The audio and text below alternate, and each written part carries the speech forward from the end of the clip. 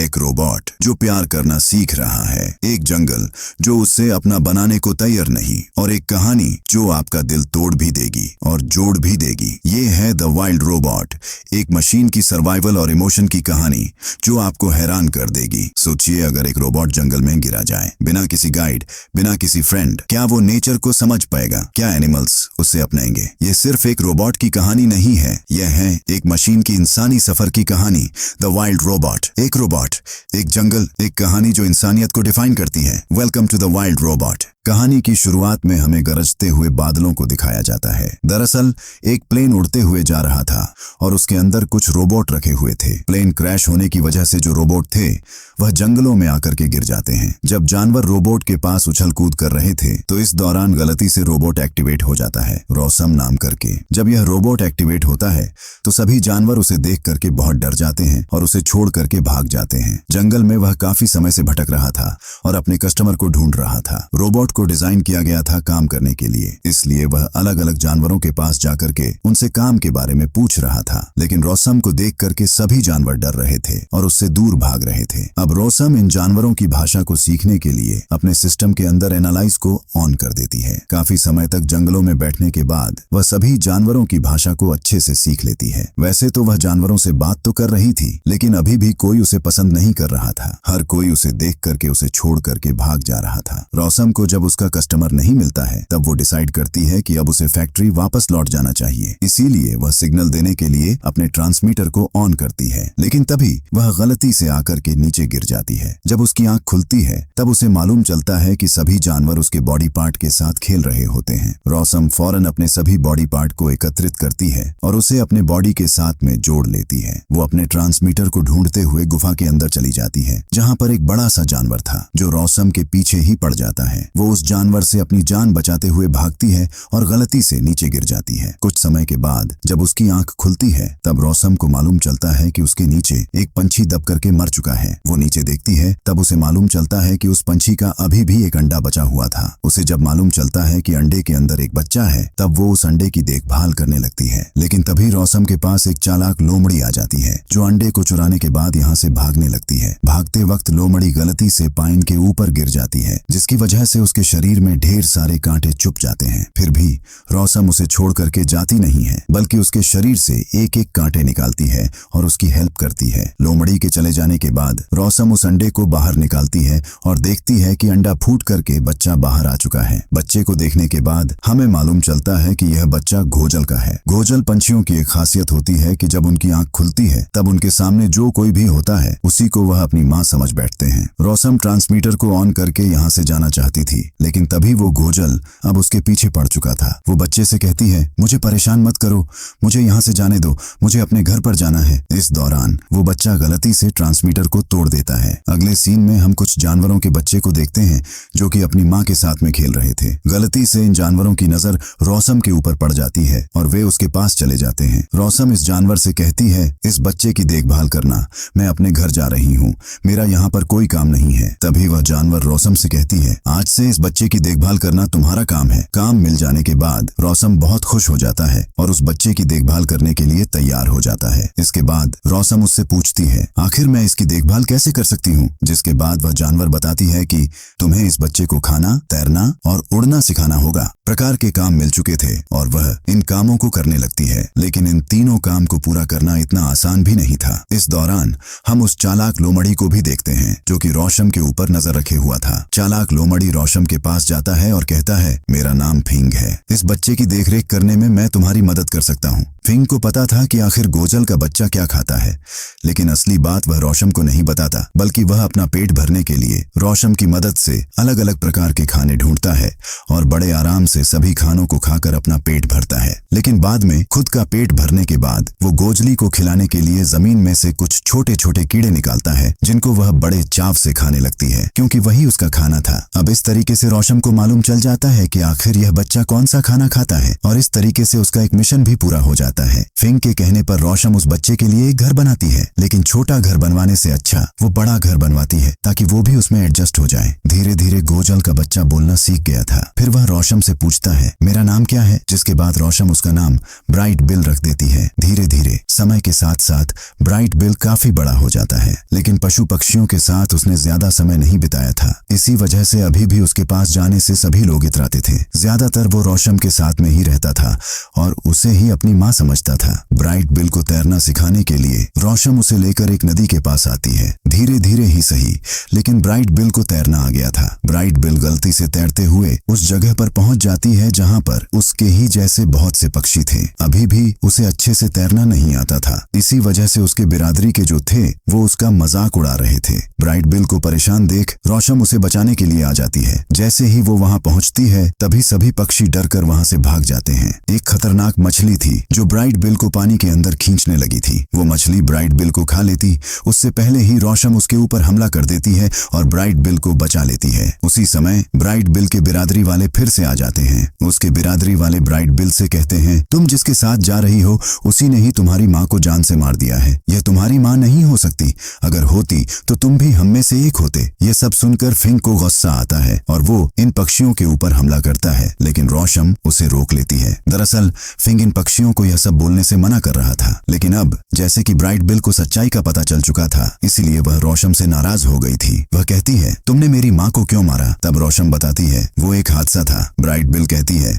अगर मेरी माँ होती तो मैं भी आज उड़ पाती। ब्राइट बिल बहुत गुस्से में थी, इसलिए वह रोशम से कहती है, मुझे आज के बाद अपनी शक्ल भी मत दिखाना। और यह कहने के बाद वो वहां से चली जाती है। इसके बाद रोशम भी उस जगह पर चली जाती है जहां पर उसे पहली बार होश आया था। वहां पर जाने के बाद रोशम अपने सारे सामानों को देखने लगती है। वहां पर उसे दिखाई देता है कि उसके ही जैसा एक और रोबोट है जो कि क्रैश होकर नीचे गिरा हुआ था। जब रोशम उस रोबोट के सिर को उठाती है तभी उसमें एक वीडियो प्ले होने लगता है, जिसमें वीडियो के जरिए यह बताया जा रहा था कि आखिर रोबोटों को क्यों बनाया जा रहा है और वे परिवार में लोगों की किस तरीके से मदद कर सकते हैं। खराब हुए रोबोट को वह ठीक करने की कोशिश करती है और वह रोबोट ठीक हो जाता है। जब वह रोबोट ठीक होता है तब वह भी अपना डायलॉग बोलने लगता है। रोशम उस रोबोट से पूछता है कि हमें कैसे पता चलेगा कि सामने वाला भी हमें प्यार करता है कि नहीं। यह सुनकर के सामने वाला रोबोट साइलेंट हो जाता है, क्योंकि उसके सिस्टम में प्यार नाम का कोई शब्द था ही नहीं। वो रोबोट जब रोशम के सिस्टम को चेक करता है तब वो रोशम से कहता है, तुम डिफेक्टिव हो, तुम्हें वापस फैक्ट्री लौट जाना चाहिए। यह कहने के बाद वह अपना ट्रांसमीटर निकाल करके रोशम को दे देता है। ट्रांसमीटर को लेने के बाद रोशम एक ऊंची पहाड़ी पर बैठी हुई थी। तभी उससे बात करने के लिए उसके पास फिंग आता है, जो रोशम से कहता है, हमें चलकर के बड़ बिल से बात करनी चाहिए। तुम्हें उसे उड़ना सिखाना होगा। वैसे भी उसे इस जंगल में कोई पसंद नहीं करता है। वह हमारे अलावा और किसी से बात भी नहीं कर पाएगा। इसके बाद ये दोनों ब्राइट बिल के पास जाते हैं, जहां रोशम बताती है, मैं तुम्हें उड़ना सिखा सकती हूँ। रोशम की बात मान करके ब्राइट बिल उससे सीखने लगता है कि उड़ना कैसे है। वैसे रोशम उसे रफ्तार दे सकती थी, लेकिन आसमान में उसके साथ उड़ नहीं सकती थी। आसमान में कोई उसके साथ उड़े, इसीलिए फिंग जाकर के एक बाज से हेल्प मांगता है। अगले दिन से बाज इनके पास आकर के वो ब्राइट बिल को सिखाता है कि आखिर आसमान में किस तरीके से बैलेंस बनाना है। उस बाज के साथ उड़ने की वजह से ब्राइट बिल को भी अच्छे से उड़ना आ जाता है। ब्राइट बिल की बिरादरी का ही एक बूढ़ा पंछी, जिसका नाम था लॉन्ग लेग, वो रोशम के पास आकर के उससे बात करता है। वो रोशम से कहता है, तुम ब्राइट बिल को बहुत अच्छा सिखा रही हो। उसके जैसा हमारे ग्रुप में एक भी नहीं है। बसंत ऋतु आने से पहले हमारा पूरा ग्रुप एक लंबे सफर के लिए निकलने वाला है। तुम्हें उससे पहले ब्राइट बिल को तैयार करना होगा। अब इसके बाद रोशम ब्राइट बिल को और भी ज्यादा उड़ना सिखाने लगती है। उसके पंखों को मजबूत करने के लिए वो उसे और भी ज्यादा ताकतवर बना रही थी। धीरे धीरे वो दिन भी आ जाता है जब ब्राइट बिल के सभी बिरादरी वाले एक लंबे सफर के लिए निकलने वाले थे। दरअसल बसंत ऋतु में गोजल यहाँ पर नहीं रुकते थे, क्योंकि बसंत ऋतु में इन्हें यहाँ खतरा था। इसी वजह से रोशम भी चाहती थी कि ब्राइट बिल इस जगह को छोड़ करके अपनी बिरादरी वालों के साथ दूर चला जाए। आखिरी बार रोशम उसे रफ्तार देती है और इसके बाद ब्राइट बिल उड़ करके चला जाता है। फाइनली यहाँ पर रोशम का जो तीसरा काम था वो भी पूरा हो चुका था। ब्राइट बिल के चले जाने के बाद धीरे धीरे समय बीतता है और बसंत ऋतु भी आ जाती है। फिंग आकर के रोशम से कहता है, तुम यहाँ से क्यों जाना चाहती हो? तुम यहाँ पर रुक सकती हो हमारे साथ। जिसके बाद रोशम कहती है, नहीं, मेरा काम पूरा हो चुका है, मुझे फैक्ट्री लौट करके जाना होगा। यह सुनने के बाद फिंग अपने पुराने घर में वापस लौट आता है और इसके बाद जो रॉसम थी वह इस जंगल को छोड़ करके जाने लगती है। बसंत ऋतु आ रहा था, इसीलिए सभी जानवर भी अपने घर की तैयारी कर रहे थे। अब इस बार रॉसम जैसे ही ट्रांसमीटर को एक्टिवेट करती है तभी उसका सिग्नल हेडक्वार्टर के अंदर चला जाता है, लेकिन अगले ही पल वो सिग्नल गायब भी हो जाता है। इधर हमें गोजल के पूरे ग्रुप को दिखाया जाता है। दिन रात उड़ने के बाद ये लोग काफी दूर पहुंच चुके थे। एक रात इनके सामने आंधी तूफान आ जाता है, जिसकी वजह से ये लोग रुकने के लिए उस जगह पर चले जाते हैं जहां रोबोट्स को बनाया जा रहा था। लॉन्ग लेग अपने ग्रुप से कहता है, हम थोड़ी देर यहाँ पर शांति से रहेंगे, तूफान जैसे ही शांत होगा हम यहाँ से निकल जाएंगे। लेकिन दिक्कत तब हो जाती है जब एक रोबोट को देख करके ब्राइट बिल को लगता है कि वो रॉसम है और वो उसके सामने चली जाती है, जिसकी वजह से सभी रोबोट पंछियों को देख लेते हैं और इमरजेंसी अलार्म एक्टिवेट कर देते हैं। रोबोट को देख करके सभी पंछी भी घबरा गए थे और वो भी